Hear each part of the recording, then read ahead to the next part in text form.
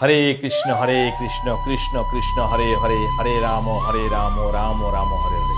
এই শব্দগুলো কোথা থেকে আসছে? আমার হার্ট থেকে। আমার হার্টের ভিতরে কি আছে? আমার আত্মা আছে। আমার আত্মার ভিতরে কে বসে আছেন? পরমাত্মা বসে আছেন। অর্থাৎ ভগবানের অংশ আমার হার্টের মধ্যেই আছেন।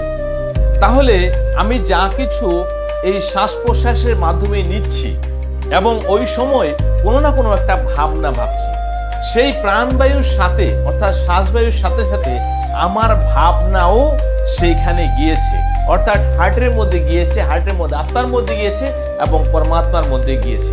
পরমাত্মাকে টাচ করে আবার এই শব্দ বাইরে বেরিয়ে আসে বা ভাবনা বাইরে বেরিয়ে আসছে, আমি ওইভাবে চলাফেরা করছি, আমি ওইভাবে দেখছি। অর্থাৎ বলতে গেলে মানুষ মুখ দিয়ে যা কিছু বলুক না কেন, মানুষ মনে মনে যা কিছু ভাবুক না কেন, কিংবা মনের মধ্যে শুধু রেখে দেখ নাই বলুক, সেই সব কিছু পরমাত্মা টাচ হচ্ছে, পরমাত্মা বারবার জানতে পারছে আপনি কি ভাবছেন, এবং এই সব কিছুই কিন্তু আমাদের রেকর্ড হচ্ছে এবং এই হিসাবেই আমাদের জীবনটা তৈরি হয়।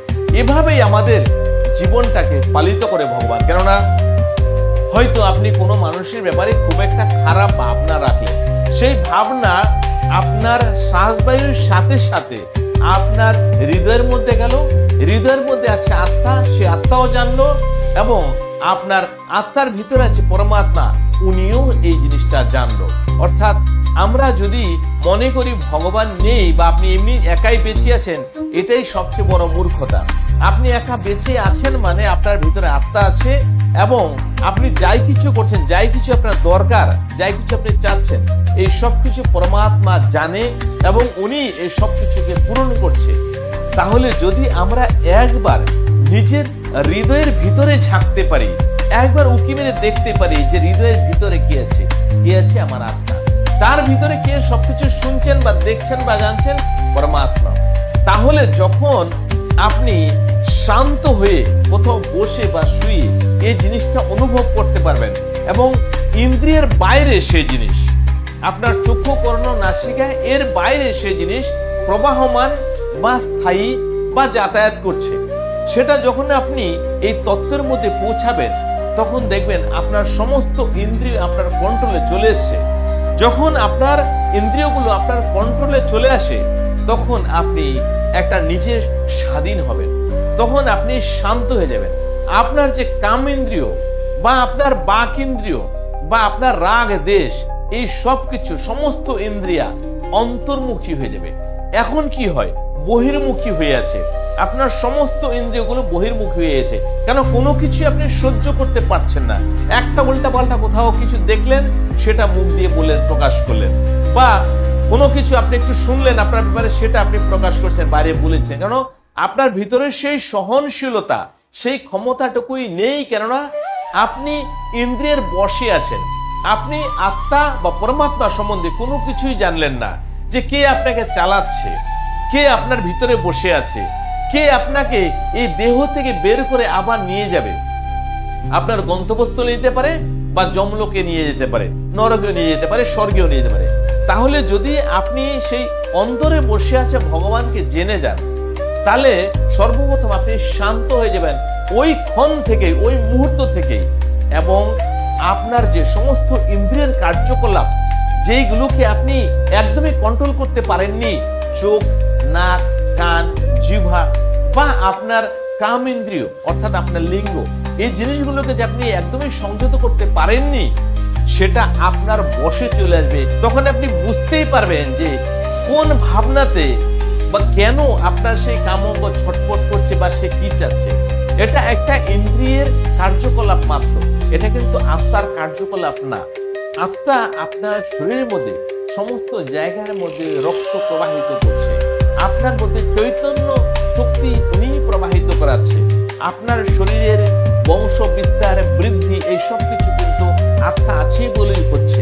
অর্থাৎ আপনার ভিতরের লোককে জানার চেষ্টা করুন, ভিতরের শক্তিকে জানার চেষ্টা করুন, আপনার সমস্ত ইন্দ্রিয় আপনার কন্ট্রোলে চলে আসবে। আপনি যখন হৃদয়ের মধ্যে বুঝতে পারবেন যে ঈশ্বরে আপনাকে পরিচালনা করছে বা ভগবান স্বয়ং আপনার মধ্যেই আছে, তখন কিন্তু আর আপনি সাধারণ মানুষ থাকবেন না। কারণ আপনি দেখুন, সমাজের মধ্যে অনেক লোক আছে যে এত এত মান সম্মান কামিয়ে নিয়েছে, ইজ্জত কামিয়েছে। কেন? কোনো কিছু আছে যে দেখাবা, আর কোনো কিছু আছে যে বাস্তবে রিয়েলিটিতে সে নিজেকে বুঝতে পেরেছে, সে জ্ঞানী, সে বিদ্বান, সে যোগী। যাই হোক, আপনি নিজেকে জানার চেষ্টা করুন। নিজেকে যখন জানবেন তখন অন্যকেও জানার চেষ্টা করবেন।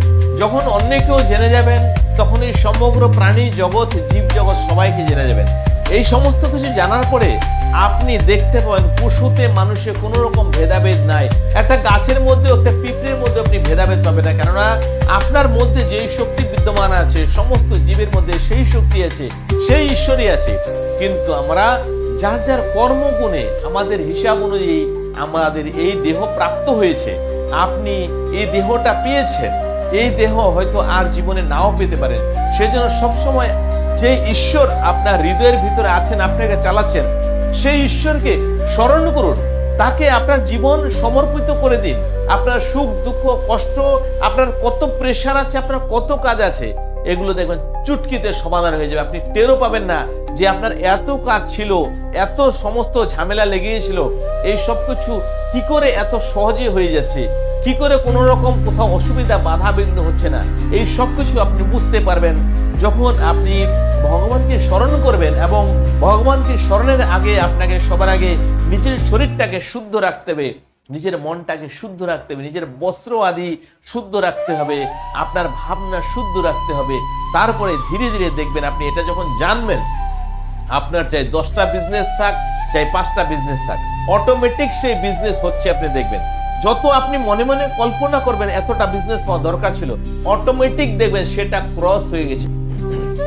যেটাই আপনার টার্গেট থাকবে, যে বিজনেসটা করার আপনার ইচ্ছে আছে মনের মধ্যে, আপনি শুধু ভাবনা করবেন মাত্র, দিনের শেষে দেখবেন আপনি সেটাও ক্রস হয়ে গেছে। কোনো রকম অসুবিধা, কোনো রকম ঝামেলা হয়নি, কোনো রকম অশান্তি হয়নি। তাহলে কি আছেন ভিতরে? আপনার ভিতরে ভগবান থেকে সব শুনে নিয়েছেন, জেনে নিয়েছেন, কিতে আপনি সন্তুষ্ট সেটা ভগবান করে দিয়েছে। যেভাবে হোক, যার মাধ্যমে হোক, কেননা উনি তো সবার মধ্যে আছেন। আপনাকে শুধু নিশ্চিন্তে বা সমস্ত দুশ্চিন্তা ছেড়ে ভগবানের কাছে আপনাকে সমর্পিত হতে হবে এবং ওনার নাম বারে বারে স্মরণ করতে হবে এবং ওনার নাম কীর্তন, গুণকীর্তন এই সমস্ত কিছু করতে হবে। এবং ভাগবত কথা আপনি শুনতে থাকুন, শ্রীমদ্ ভগবদ গীতার জ্ঞানটা নিন, তাহলে অতি তাড়াতাড়ি আপনি এই সমস্ত মোহজাল থেকে, সমস্ত ভ্রম থেকে বাইরে বেরিয়ে আসবেন। হরে কৃষ্ণ, হরে কৃষ্ণ। ভালো থাকবেন, সুখে থাকবেন।